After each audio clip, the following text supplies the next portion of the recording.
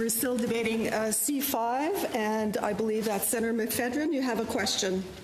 Yes, thank you. I wondered if Senator Housakos would take a question. Sure. Yes, thank you. I wasn't sure, so I have to find it now. My question relates to any risk analysis that you may have done on the bill, Senator Housakos, and it also connects to the letter of assurance that we received from Minister Lebon. I see a major risk lying in the various consolidations of decision-making powers. On one hand, a single minister in Part 1 and again in Part 2, yet unnamed, is given sole authority to issue a document authorizing a, quote, national interest project. And, for example, the publicity of that document lies, again, in the sole hands of the minister, thereby likely occluding information to Canadian citizens and taxpayers and arguably to parliamentarians. We are asked to pass the bill with little consultation, without knowing what minister will be responsible. My question to you is if you also support this concentration of power and lack of specificity in the decision-making by an unnamed minister.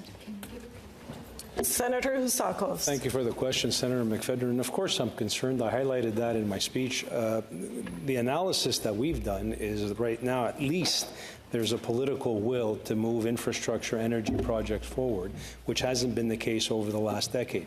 Like you, we find it excessive that so much concentration of authority in these decisions is going to be going into one minister, for that matter, even a small group of ministers, because the success of these projects are going to be highly dependent on the ability to bring so many various groups together, from environmental groups to First Nations people to capital and investors. And we've seen over the last decade how rigid capital can be. And capital, I think we had a witness that says capital goes where capital grows, and investors do not want any impediments whatsoever. So we have various elements on the table with extreme positions, and the government that hasn't been able to bring them together over a decade. On the contrary, they've managed to drive so many wedges over the last decade that we've seen so little confidence in terms of energy and infrastructure investment in Canada.